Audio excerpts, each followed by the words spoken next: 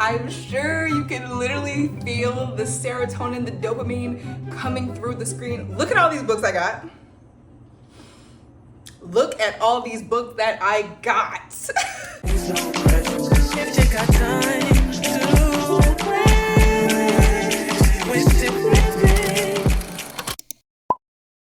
Hi everybody, my name is Caitlin. If you're new here, I'm so happy that you found me and so happy that you're here. I know you see this. I know you see that. Oh my gosh, this don't get on my nerves. Trying to be cute. Let's talk a little bit. Caitlin, why are you blowing bank on books? Okay, number one, I'm not blowing bank. You'll be very happy to know that most of these books are thrifted, each of them less than $5.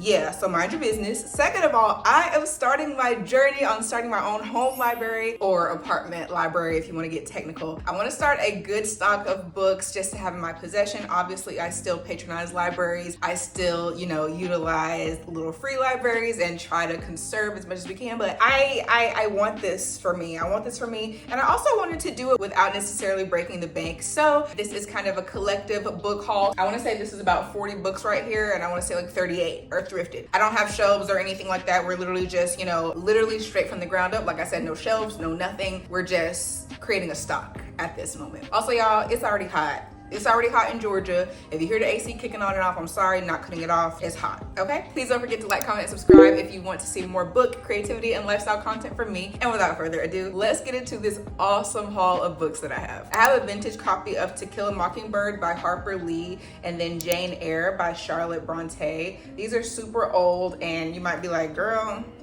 why you wanted it? If you are a true book lover, you know how books that look like this smell, number one. And number two, I feel like these are just two that everybody kind of needs to have in their home library. Two classics, and if you've been watching my book content thus far, you know that I'm trying to at least get in maybe one classic a month just to try to, challenge myself and make my brain work in a different way that it's used to from a different time period. So I got these two, and I think that these are two oldies but goodies that everyone definitely needs to have in their home library. I got this from my childhood bedroom, and I remember vividly buying this from Barnes when I was like a teenager, and I literally never read it, but it's basically a satire on like fame and lifestyle in the art and entertainment industry. And look at the pages, like I love when they're like uneven like this, but this is just one that I already have, but I just kind of brought it with me to add to the stock that I'm accumulating here with me. Arts and Entertainment by Christopher Beha. I hope that's how you say his name. Okay, I'm grabbing two at a time because there's literally so many books, and I'm like, I'm not about to edit an hour video picking up and talking about books. Okay, this next book, you've definitely heard me mention it on this channel before. It is Eve by Kat Bohannon. This book, as far as I know, is just a fat, hefty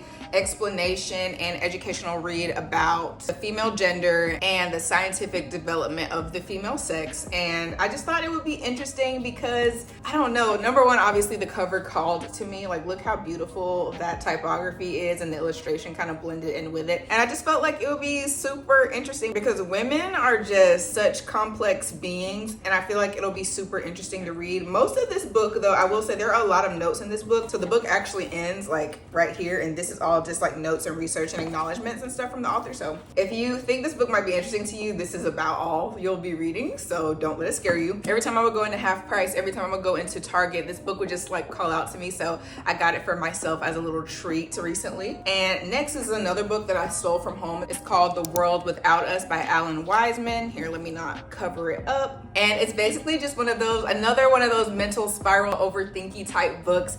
And it says on the back, the worldwide bestseller that answers the ultimate question, what happens to the earth when human beings disappear? It's giving Wall-E, it's giving post-apocalyptic earth, and I feel like it could be interesting. So I went ahead and snagged this from home as well to bring it with me. This is In the Time of the Butterflies by Julia Alvarez. I've had this book for a while, but again, just something that has kind of been in the TBR cloud.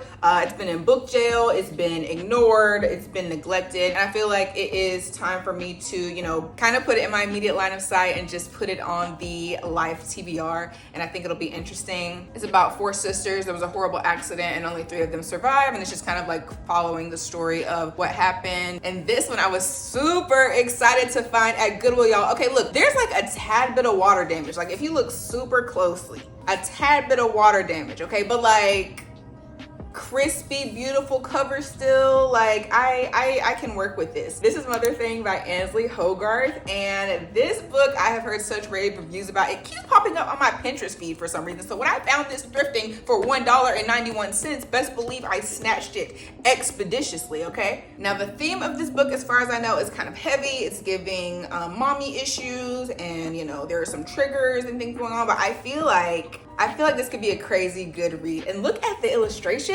I'm a sucker for good typography and illustration as a graphic design nerd and former graphic design student. So it really doesn't take much. I'm super excited to add this to the home library stock. Speaking of being a graphic design nerd, I picked up this book at Goodwill as well. It is The Design of Everyday Things by Donald A. Norman. And it just basically talks about how the physical design of things is so important and it actually affects the functionality. And I actually took a class on this when I was in college, and I just thought it was super interesting. So I went ahead and picked up a book that kind of touches on the same topics. There are a couple like pictures in here too, which I thought was super interesting. Obviously black and white. This is kind of an older book, but again, $1.91 from Goodwill. I saw it, I snatched it, I see it, I like it, I want it, I got it, okay? Next, this one is kind of in the same vein. It's called Deluxe: How Luxury Lost Its Luster by Dana Thomas. What really sold me on this book also was like how they kind of pop art made like these luxury brands like Prada and stuff as the illustration on the front cover. I thought that was super interesting. And I feel like this book will kind of explore the thought process of how luxury items may not be as luxurious as we think they are. I also feel like in this day and age that luxury items are becoming so, what's the word I'm looking for? I don't know, so easily attainable by everyone because, you know, we're all trying to keep up with each other on social media. And I feel like, you know, once having a Birkin was super prestigious and super rare, but now everybody's getting a Birkin. Everybody's finding a way to get a Birkin one way or another. And I feel like this book may explore those topics. So that's kind of what drew me to this one. Next, I've got a thriller and a romance, I believe. This is The Perfect Marriage by Geneva Rose. This one is super popular right now. Again, Goodwill. Great condition, guys. Y'all don't understand. They're selling these on Amazon. You know how you can adjust your excellent, good, fair, quality condition books? This would definitely classify as good, and they would sell this to me on Amazon for like at least $7 or $8. I got this for $1.91, y'all. And this book is not that old either. When was it published? First published in 2020. So like it's not even that old, and I'm pretty sure this might be a trending like book talk book, but I saw this in Goodwill and best believe I snatched her up, okay? But yeah, I think this is like a thriller romance, you know, wife comes up missing, they think it's the husband's fault, that type of deal. And I think it'll be super interesting. I want to say this is the first of a series. I think there's another book. I don't know if it's connected to this one, but I think it's called The Perfect Divorce. So I'm gonna read this and then hopefully enjoy it and then hopefully check out the next one. And then also showing this one real quick, The Kiss Quotient by Helen Huang. I think that's how you say her name. Honestly, I don't really know too much about this one. I just saw it and it was giving cute little romance. Never read a book by her. This book is a little, quality is not 100%, but I think this will be a really good read when I'm feeling unmotivated about reading. I feel like this could be really quick and easy to just grab and have in the library. Now I'll do all three of these at once, and y'all, I'm so like, I wasn't even thinking. So I actually went thrifting yesterday and I saw a really nice copy of The Fault in Our Stars that would complete a nice little John Green collection here. I got Looking for Alaska, Paper Towns, and Abundance of Catherines. I got these because I actually have never read these. I was obsessed with The Fault in Our Stars when I was a kid, when it came out, when it was relevant, but I never actually got a chance to read these. I was very like, she was a sheltered kid. She was, you know, afraid of reading anything that's a little bit, you know what I'm saying, a little bit saucy, a little bit spicy. And I remember trying to read Looking for Alaska when I was in like middle school, and there was something in here that I remember reading and I was like, ooh, that's nasty. I don't know if I should be reading that. So again, I really don't know the premise of most of these books. A lot of these books, thankfully, I've never read before. I didn't really get books that I've already read that I just wanted to add to the collection. I wanted to add a good amount of books that I would actually be able to read and then have in my library to keep. And then of course, like I said, most of these were purchased from Goodwill. So if I don't like them, not really a loss, and I could just run them right back, you know what I'm saying? But yeah, I got these 3 books just to have in my collection. I probably need to go back and grab that, The Fault in Our Stars, you know, to complete it. And then I also forgot John Green just came out with Everything is Tuberculosis, so I probably need to either listen to that or read that to see if that's something I would want to add to my personal library. But yeah, got these. Next, I surprisingly found a copy of Beach Read by Emily Henry, and I guess this will be my first Emily Henry book. Again, quality's pretty good, guys. Like, I know the book isn't that old anyway, and again, don't really know what it's about, but know it's popular on Book Talk and Booktube, so I figured I might as well grab it. It was gonna be for Dolowski. I think I remember Haley Pham saying this might be one of her favorites from Emily Henry, but I also hear a lot of people raving about Book Lovers, so that might be one that I need to get next, but I have this one in the meantime. So I grabbed another copy of The Great Gatsby. If you missed my March reading wrap up, you know that I read it, and this is not the copy that I was reading from, but look how perfect this little copy is. Like, look. It's so little, it's as big as my hand. And I just had to have it. It was like $1 exactly. And I was like, how cute. Like, imagine you're just riding around with a little, like, this is your emergency book that you have in your purse or your backpack or in your car. And it's just like so tiny and perfect. So I have 2 copies of The Great Gatsby, but I couldn't leave this one there. It's so perfect and lit all up. Now this copy is pretty busted, I'm gonna warn you. But I had a really good idea, and this is a popular book right now in Booktube world. I got this copy of Carrie Soto Is Back. Now it doesn't look horrible, but if I bring her a little bit closer to y'all, she a little busted. She a little busted. She got some wrinkly pages. She got some water damage. She got some rips on the cover here. Honestly, not horrible, and nothing that I can't work with. She was either well loved or abused. Everybody always raves about The 7 Husbands of Evelyn Hugo, and this one as well. So I saw this in Goodwill Best Believe. Best believe she was coming home. It's okay, she was a little busted. Nothing that a little love from Caitlin won't fix. And then I got this copy of The Interestings by Meg Wolitzer. Y'all, brief little story time. I've had a copy of The Female Persuasion by Meg Wolitzer for years, and I've been trying to read it for years. So I saw this, and I'm gonna read this one, and I'm also gonna read here, it's right here. I'm also gonna read this one by her. I've already had this one, The Female Persuasion by her, and we're gonna knock these out. We're gonna knock both of these out this year because I don't know why. Maybe it's her covers, maybe it's just, I don't know what it is that continuously draws me back to her, but I'm gonna read these 2 books if it's the last thing I do. But yeah, I saw this and I went ahead and grabbed it. Let's see what it's about. Okay, so this seems like it's gonna be kind of a story about childhood friends that have grown up and gone their separate ways, and then in adulthood, they're kind of reunited with their like careers and stuff. I think this will be, no pun intended, but I think it'll be interesting. I have this copy of The Silent Patient by Alex Michaelides, or Michaelides. Ugh, these names is getting me. I was just thinking this recently. So I went book thrifting a while back and I saw a copy of The Silent Patient, but it was too busted. Like, it was like missing the back cover, like it was just gone. I was like, okay, I'm gonna leave this here, and if I come back, there may be a better copy. And look, perfect. Wow. Nothing wrong with her. Great condition. Maybe a couple of bumps and nicks here and there, but like nothing that I could tell in the moment. So I got a copy of this. Honestly, I don't know why I got this, because every time somebody talks about it, they don't give it a high rating, but like people hate a lot of my favorite books. One of my favorites is A Year of Rest and Relaxation, and I never hear really good reviews from it. I thought I would give it a try and just determine the rating for myself. And then I also got this book, Men Are From Mars, Women Are From Venus by John Gray. And again, this is just one that I see on my Pinterest feed all the time. It kind of gives, you know, why men love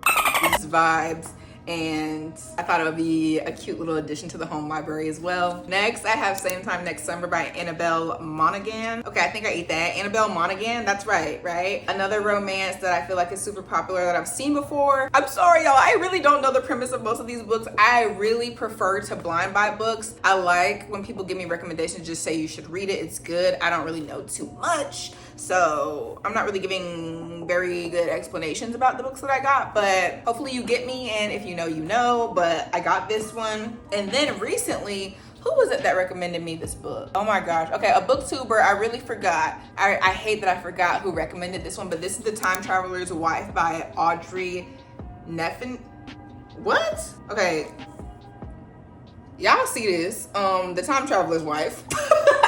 I forgot who recommended this book to me, but they said it was really good, kind of sad, and that it's kind of slept on. So I'm gonna I hate that I can't remember the booktuber who was talking about this book.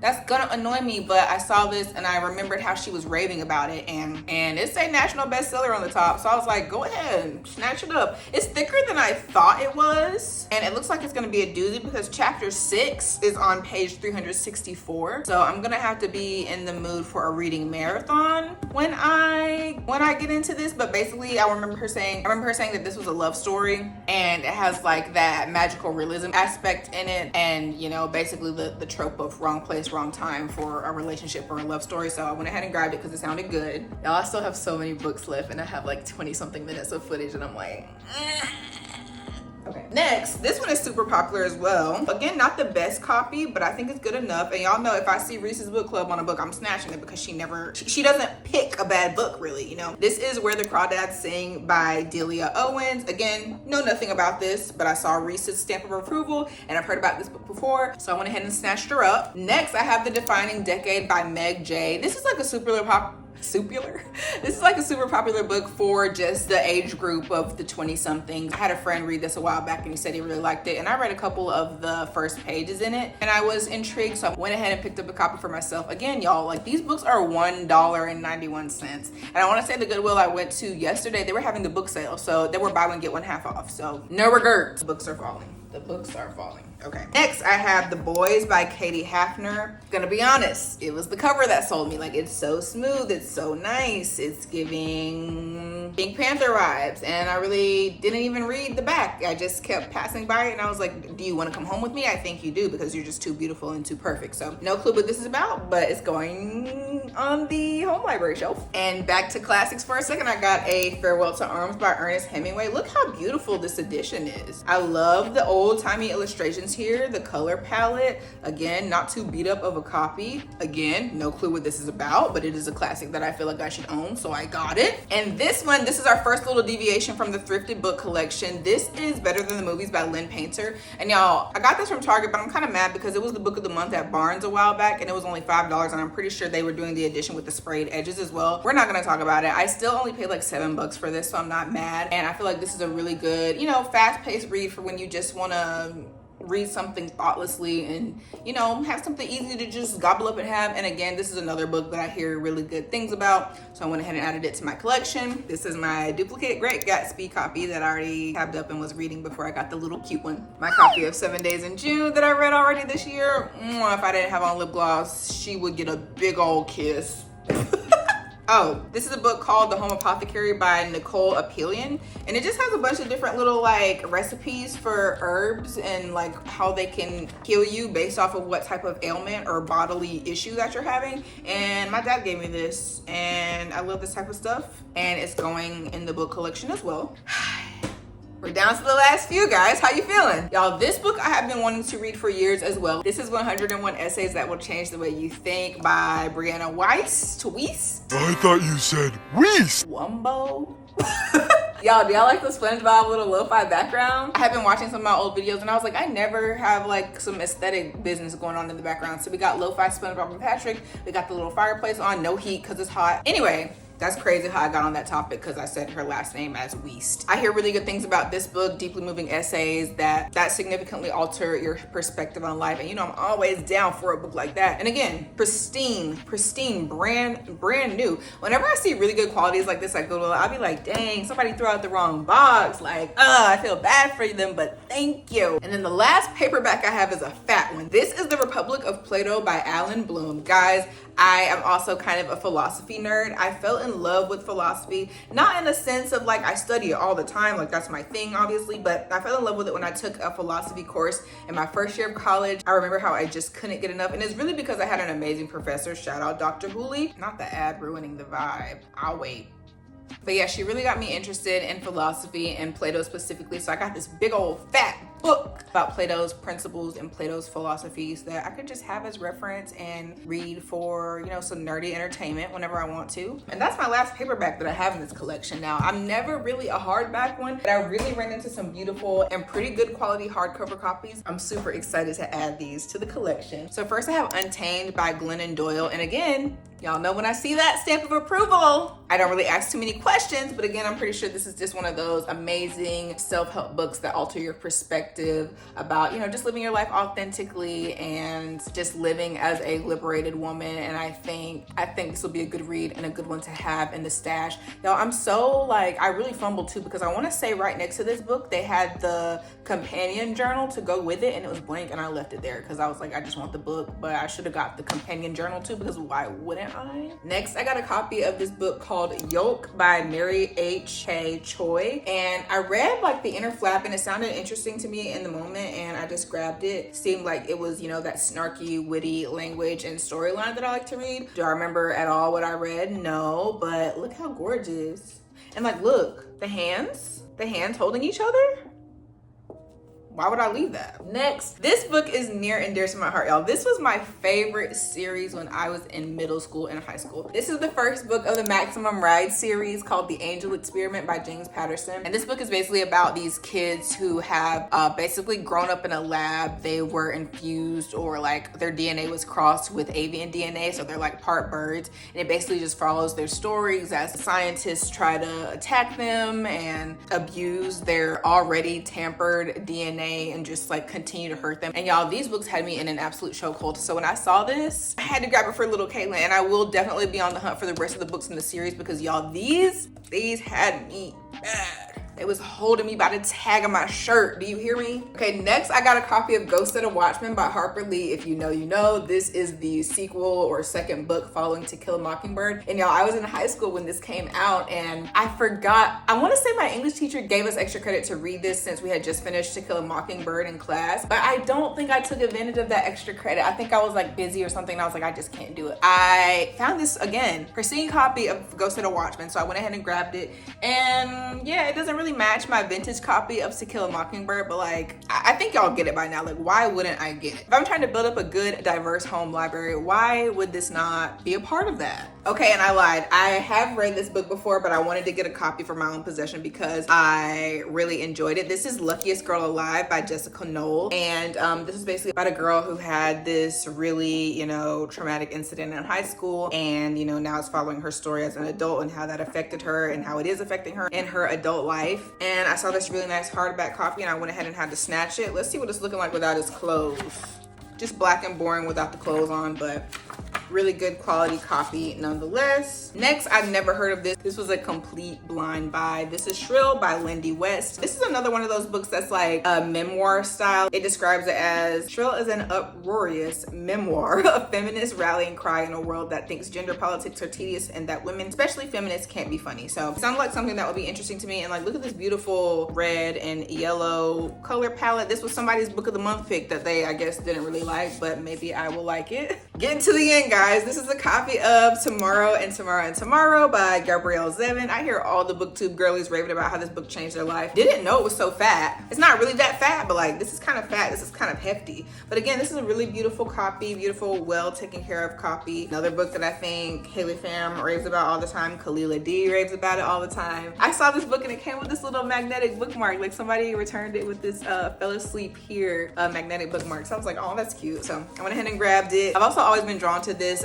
great wave background that's behind it, so I thought that was really cute and it would be really nice to have in my home library as well. All right, last 3 books. Y'all still with me? Are you still with me? I hope you grabbed a snack. I should have warned you or something, because like, I didn't realize this was gonna be that, This is a copy of Sweet Bitter by Stephanie Dandler. Again, another book that was recommended to me on my Pinterest feed. This copy, I want to say, was probably stolen from a library or something like that. It looks like it was originally from Thrift Books. Oh wait, it says it's from Levy Library, USC. Somebody stole a book from their college and didn't return it. That's rude. Y'all, look, it has one of those vintage library cards in the bag. Hold on, can I pull it out?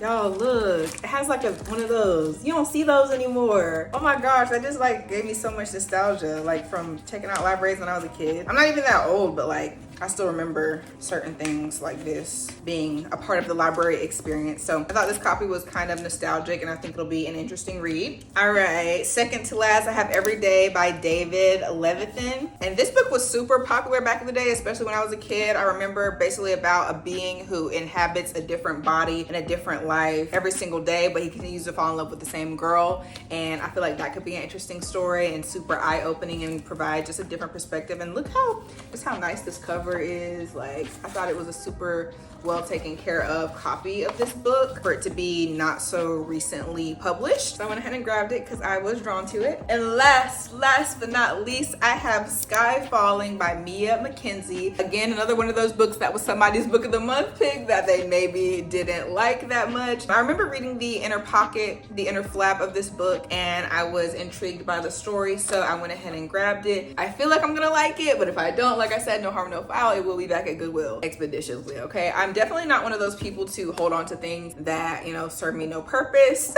I'm constantly getting rid of things, constantly, you know, decluttering. So trust and believe, if I don't like any of these books, they will be right back at Goodwill where I got them, okay? But thank you so much. If you made it all the way to the end of this video, I hope you loved that collective book haul. I think those that I've recently purchased, plus the few that you see behind me, like in my TV stand, I want to say that puts me at about like 60. Obviously I haven't counted them, but I want to say that puts me at like 60-ish books. So we're pushing towards the 100 mark. I want to say you have to have 1,000 books to be classified as like a real life library, but we got a very long way to go before we get to that. So I wanted to just again document the beginning of the home library journey. And thank you so much if you cared to start it with me and to make it to this point in the video. Again, please don't forget to like, comment, and subscribe. If you like the vibes here, if you want to follow the journey, which I know you do, because why would you not? We have a really good time over here, if I do say so myself. And that's all I have for y'all today, I think. Again, thank you all so much for watching, and I cannot wait to catch you in my next video. Bye.